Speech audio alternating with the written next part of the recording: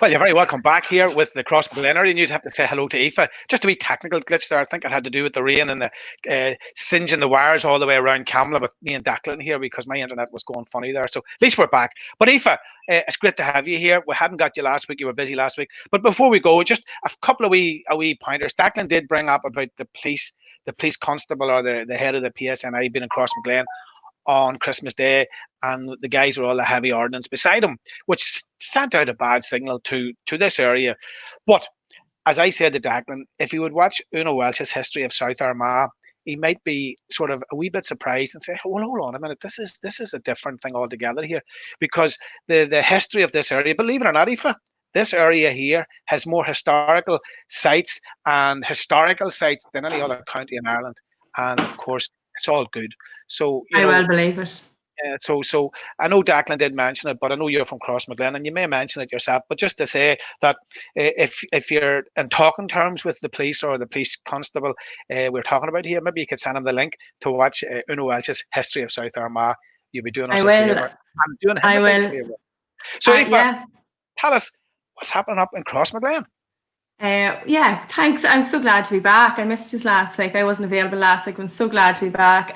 Just touching on the police, and I had a meeting with them today as well. I know Declan has already spoke with this, but just that it's been brought up. You know, the incident at Christmas time with the being heavily armed, and I like to just add that, you know, this is they had weapons that would have never ever been used in any everyday patrolling of police. And so, you know, I think it's worth noting that this had to be procured or specially got for this photo, and I do think it has that over the top thing on Christmas morning. It just was very, very bad. I thought it was important to point out that while yes, that this has obviously flagged up a review on policing in South Armagh, which I welcome. I think it's, you know, it gives the mindset of the police here and that they are not community based. And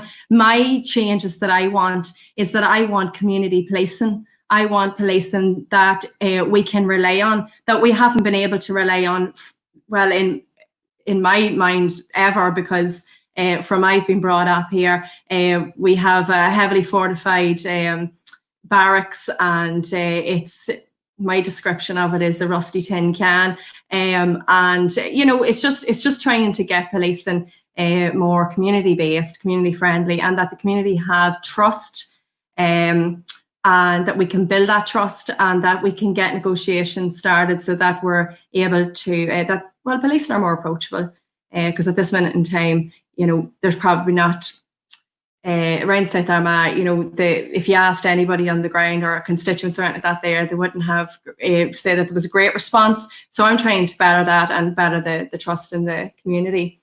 But anyway, moving on from that, Crossmaglen has been busy. As I say, I'm glad to be back this week because there has been a lot of progress, especially with our community associations. So first of all, Declan did mention it, but I want to commend the Rangers, the Crossmaglen Rangers, that their health and safety of their players and the members were very important, and they took in the deep cleansing company for the COVID recovery. The company was called DK Service Global Limited from Tyrone.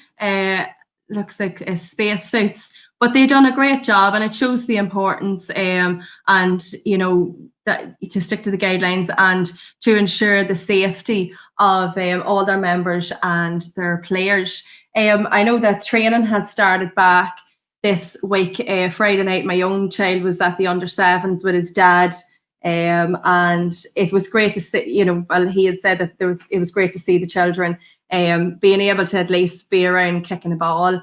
Yeah, so that was at 6 o'clock on Friday night.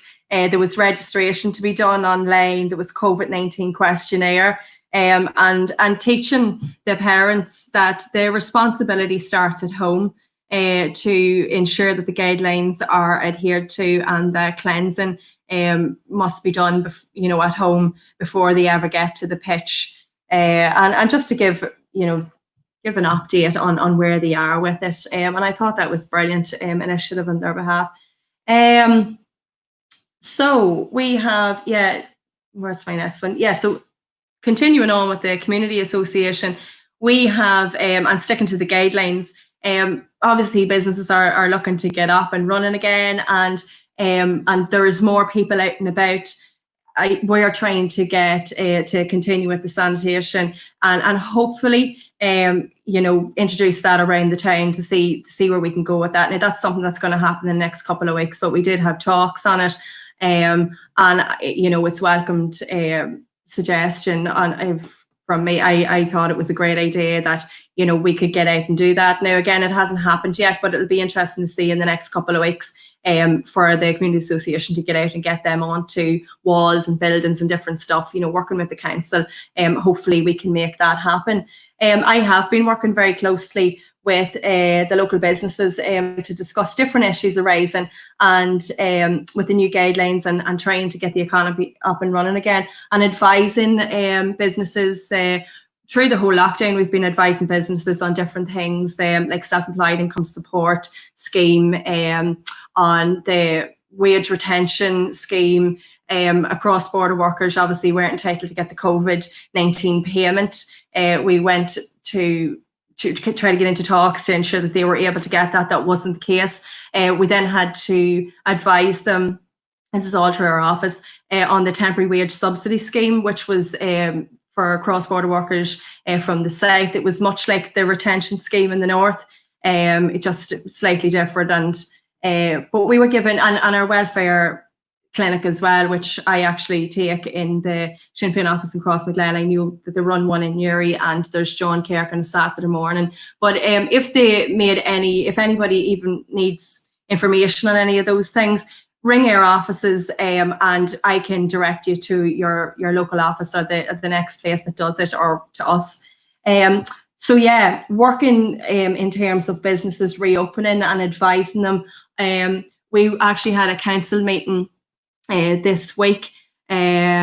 So I was glad to see the proposal through the SPNR committee that the fees for cafe licenses to be able to use council ground, council assets to put tables and chairs out on there. So the fees for the street pavement and cafe license would be waived for 12 months, and then it would be a fast track for the application process, which is brilliant. So this is all in preparation post-19 recovery for the businesses, and they've all expressed the interest in adding outside space and seating to ensure that they can get up and running again.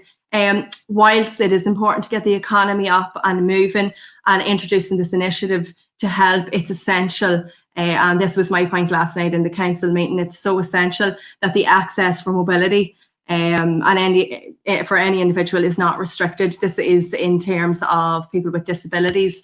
I know in the past it has been an issue, maybe not so much in Crossmaglen, but in other areas, maybe in Newry and surrounding areas, that if there has been tables and chairs out on the street, that is, the streets have been cluttered, and there's been problem for people with wheelchairs and buggies and people with sight restrictions to get past. Like, we don't want to have, with them introducing this now, hopefully in very short future, that people with disability don't have to go out onto the road. But I do believe that working together with all the stakeholders and considering everyone in our society, that we get the balance right, we get our economy up and going again, and that we keep everybody in mind whenever we're doing that. That's just a very small part of what we're doing at the minute, but that was only done last night, so I think it was worth noting. So moving on then, we are, the Crossmaglen and Collaville Community Association have got together, and hopefully, I know the St. Oliver Plunkett Youth Club, we're trying to get them introduced with us, trying to tie them in with us, to do a litter pick in a greenery. Like, there's an area with plants and stuff on the Newry Road in Crossmaglen, and we wanted to get it cleaned up and tidied up to see what we can do. So we have asked St. Oliver Plunkett Youth Club to come along. Now, I know they're very, very strict guidelines with the children coming along, but there is going to be committee members come and help us out. And I invite anybody. It's on the 15th, Wednesday the 15th of this month. So I'll have the times maybe next week for you better. So if anybody wanted to join us, they're more than welcome to help keep our community nice and clean and tidy. And it'll be nice to see whenever you're just coming into the town. It's good to see it tidy and welcoming. So yeah, moving on. I am going to say a happy birthday to Stephanie Walsh. She is 16 today. I think we have a photo coming over there, Stephanie. So I know Stephanie a long time. We were in the Burns Molly band together years ago, herself and her older sister, Rebecca. So there's Stephanie. Stephanie's 16 and she is a great girl. Moving on then, we have Jermid Rankin. Jermid is our sound and light man in the Panto, and only for him, I don't know what we would do because our Panto would fall apart. We actually have a light and fella who helps him, Stephen Nolan, but this fella he does all the technical stuff that nobody understands. So a big happy birthday to Jermid. My neighbour, Shane Murphy, big happy birthday to him. He is my neighbour here on the Cullivan Road. There's him with his 2 boys. And then a good friend of mine, Amy Kieran, it's her birthday this week, or was her birthday this week. And where is she? There she is. So looking lovely. That's her boyfriend with her. Yeah, so it's her birthday. So a big happy birthday to Amy. And I'm sure he didn't mention it last night, but a big, big happy birthday to Councillor Barrow Murray. I don't know if he mentioned it last night. There's Barra. So it's Barra's birthday, I believe, tomorrow. But he kept that one very quiet. But yeah, big happy birthday to him. So lastly, I want to just say a big thank you. I don't think I have thanked Destination Newry over all the way, because I think through the lockdown, we have discussed with the community association, the people that, we were helping distribute boxes out to, and people who are, isolating, and especially those who are elderly and can't get out. And mental health was a big topic through lockdown and through the pandemic, and talking to different people and communicating with with the constituents and different people who rang in for the community associations. And loneliness was the big thing. So I think Destination Newry, I want to commend their initiative in introducing this, the live feed for all the communities, to keep people engaged, so people can be updated about what's going on, even though they can't get out and about. And it's maybe nice to see a familiar face. Yeah, so I think it's brilliant platform to be able to engage with. I'm really glad to have been able to be a part of it. I know Declan and Barra has, and everybody else that is involved in it. I just think it's brilliant, and I thank you very much for having us on every week.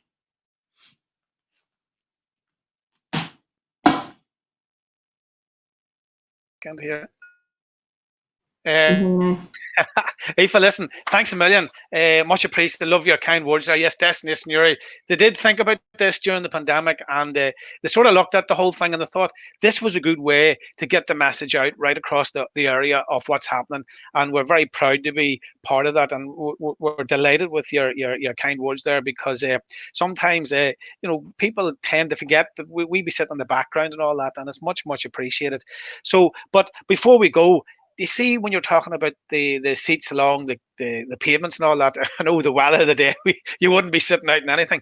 But no. when will that actually happen? When can we sit down at a table outside a restaurant and be legal, as the man says? That's true. So obviously, like beer gardens and stuff like that, there, I believe at the minute are able to be used. But for people like in cafes and stuff like that, we're really hoping that that's going to be as soon as possible. And if anybody does need any advice on the licensing part of it, do give us a shout, and I will be updated every day on that. So it is something that I can't give you an answer now, but I will actually find out. And as I say, we are in contact with businesses, and if they need to know anything, give us a shout. You can ring my mobile numbers there actually at the bottom. It's for the community association. not alone are we in Crossmaglen, we're actually bouncing down to Warren Point to say hello to happy birthday to Barry McCardle. His birthday is on Thursday, and we've got another hi to Goodison Cahill Hurdy and good friends Denise and Sean and John in Cragan. So there we are. That's Marie McCardle. There must be a connection there to South Armagh. And Aoife, last night we had another brilliant history of South Armagh by the Shanagee Una Walsh. And again, you live in Crossmaglen, Cragan, it's only down the road. And the history in that patch of ground goes right back to 1480. And, it's a shame that probably not a lot of people know enough about it. But if you could send that link to the Chief Constable, I would say he'd be pretty impressed what's going on here, because she has told us great stories and we're getting this fantastic response to it. So it was really good. I'm not sure if you've seen it, but I've heard really good feedback on Una's history. I actually was speaking to somebody the other day and they were like, oh my God, did you see it? So I will do that. I will pass it on. But one thing I think is a nice idea for people to do, just saying that there's still not really anything open, just with their children. I know what I'm going to do is I'm going to sit down every couple of nights and I'm gonna take my children and I'm gonna allow them to sit and listen to it, because I seen last night was Cragan Lawns, and my children love walking around Cragan Lawns, and I just think it's nice for them to have that bit of history. And there we've got Johnson of the Fuse. Johnson of the Fuse is a remarkable story in this area as well for High Sheriff of County Armagh. So the next slide, Cal.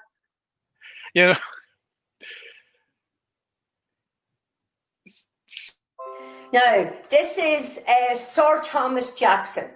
This is, if you like, the only knight of the realm in South Armagh after the O'Neills, because just consider the Gaelic chieftains had taken the knighthood. But Thomas Jackson throws up another part of history and a different perspective, because if I say to you, poor families, poor tenant families were evicted, then you immediately think poor Catholic tenant families. But the important words in that conversation are poor and tenant.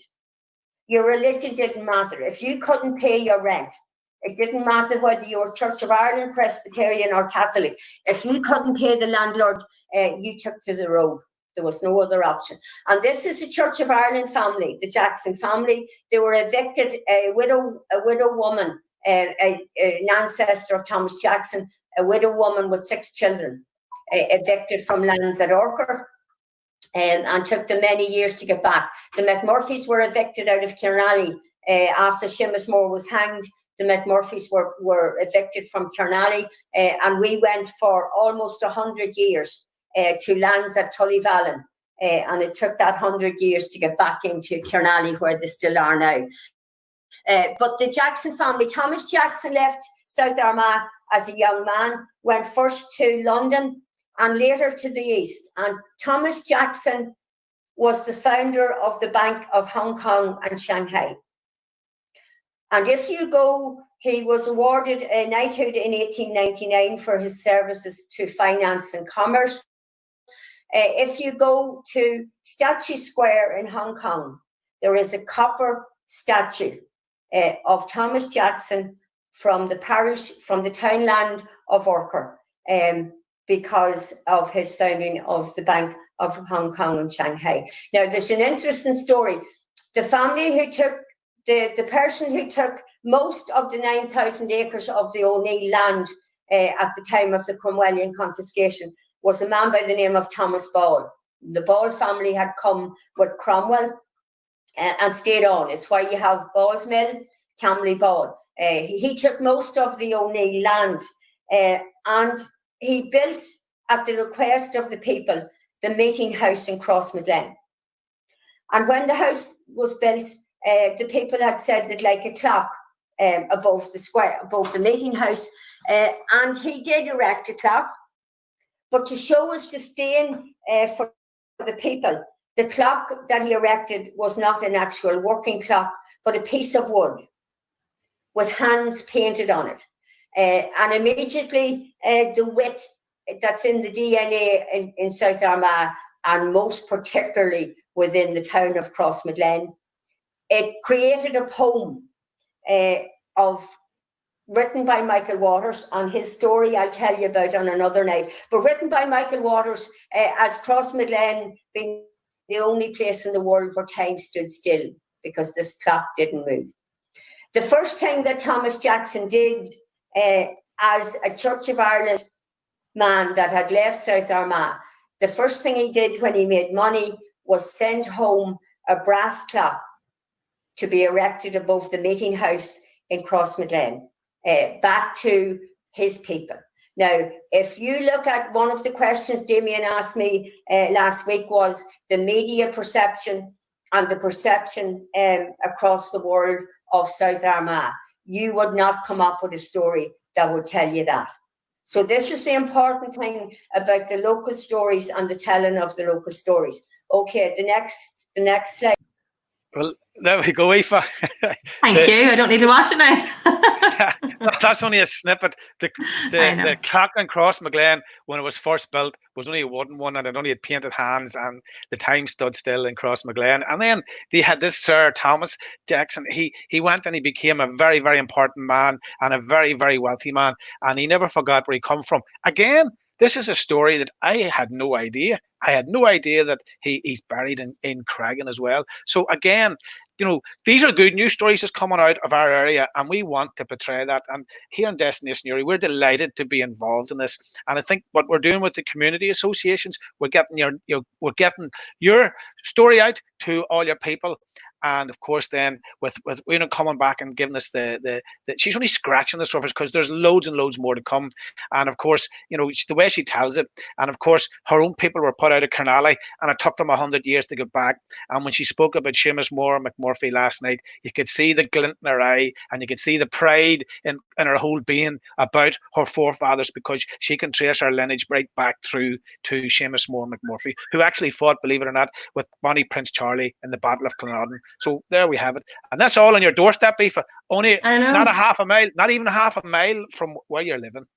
So listen, Aoife, thanks a million. And of course, as I did say earlier on, if you're chatting to the policeman there, don't forget to send him this link, and that'll get us good books with everybody. So listen, thanks to Aoife and Declan. Lee, unfortunately, is not going to be with us tonight, so we won't have any White Cross news, but we will get him next week. So again, thanks to everybody for tuning in, and we'll do this all again tomorrow evening.